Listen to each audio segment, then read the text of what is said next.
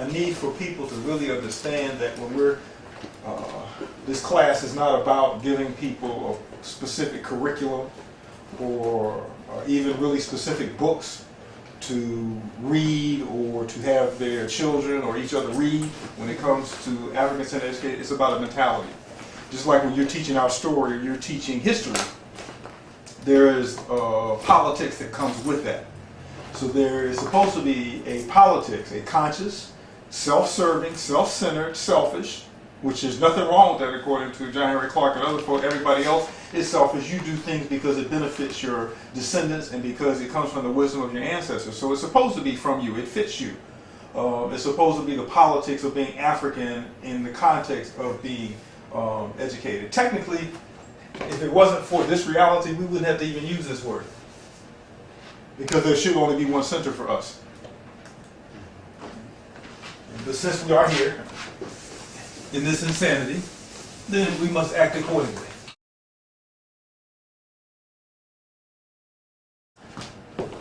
This thing right here, which I don't want to get into a long and drawn out discussion of this either, because we can get really distracted in that too.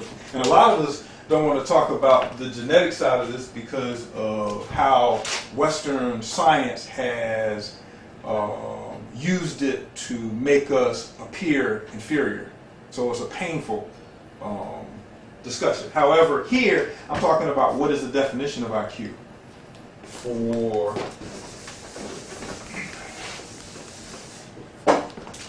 European people. It's a measure of trivia. How good is your memory? Rote memorization. How well? And sadly for us, also for some of us who follow this model, things like this become a measure of our IQ. How many inventors? Who was the first millionaire? Who was the first black person in this? Who was the first black superintendent of that? Those things are nice to know. They can be gratifying. They can even help you with your motivation. They can help you with your esteem. But again, how does this help with the liberation of African people? That's always the question for me. Okay. And how many of these black firsts represent revolutionary Africans? How many children are asked the question, what was the first African to lead a revolt on a slaver coming across the ocean? What African led the largest rebellion in the history of North America? Who led the largest one in the history of South America? Who formed the first Maroons? What was the largest size Maroon? So those kind of questions may be a measurement of African IQ in terms of relevant trivia. But for us to learn the things that they want us to learn, what difference does it make what the capital of Iowa is in terms of the liberation of African people? The third president of the United States, how many lies Abraham Lincoln told? I mean, what difference does it make? Okay. African IQ has to do with, what word do I want to use here? Has to do with problem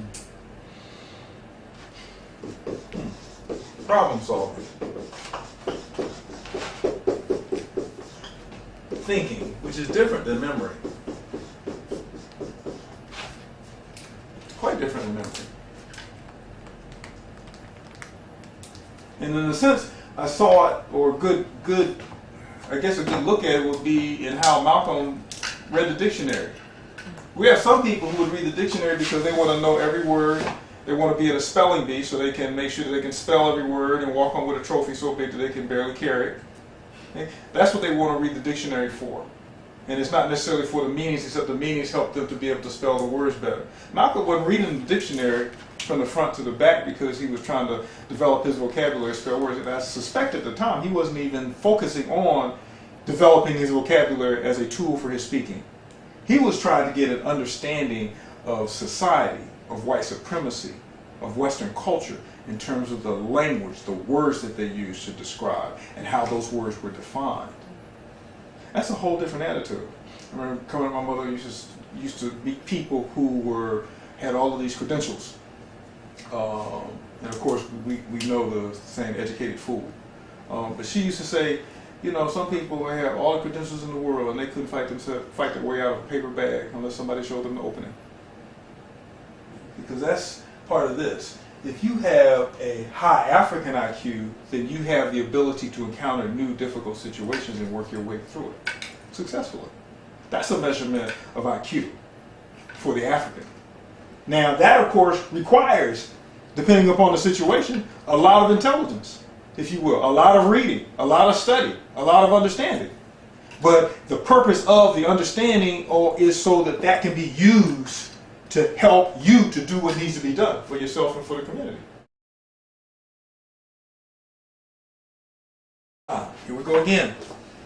I have another quote I want to read, and this one has to do with the priesthood, which is the center of what we are really talking about today, because this discussion, if nothing else, evolves around rites of passage programs. Or rites of passage, I shouldn't say rites of passage programs. Rites of passage, because that's a major, the center part of the education process. John Henry Clark said, we should produce a caliber of young people who can take on the loneliness of struggle. And that should be the end of the statement right there. Because we have raised so many to be so needy that unless they're being applauded, unless people are showing them extreme appreciation, unless there's instant gratification, then they can't continue to do the work because the work needs to be done.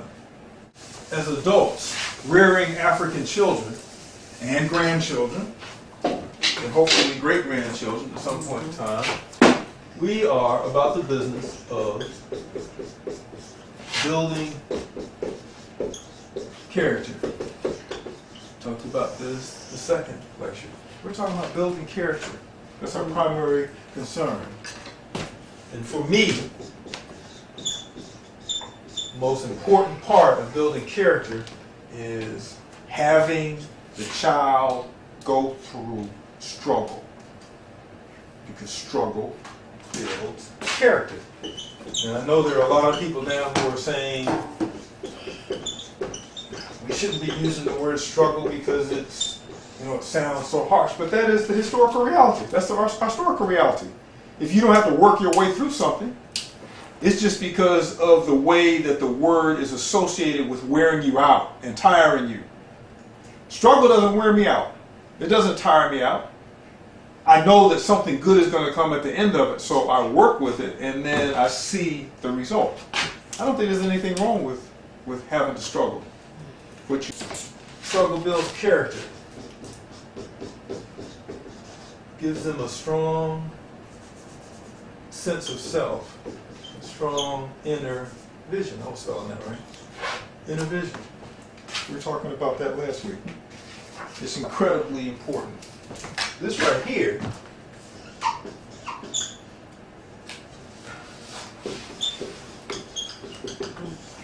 works against building character. It does exactly the opposite. Okay?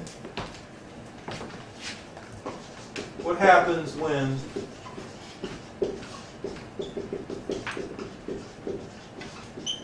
the praise disappears? If you're dependent on the praise to do what you need to do, and the only reason you do it is so that you can get the hug or the kiss or the money or the ticket to Six Flags or what have you, or the clothes, what have you, when that praise ends, what happens? There's no internal motivation. There's no intestinal fortitude, if you will. Spoilage, and there's a whole lot of things that it does, but it takes, and I'll usually say possibility, but I'll say probability of probability. Probability of nation building. Why? Because spoilage produces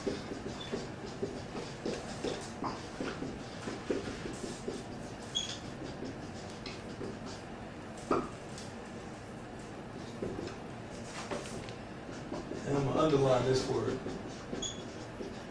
individuals.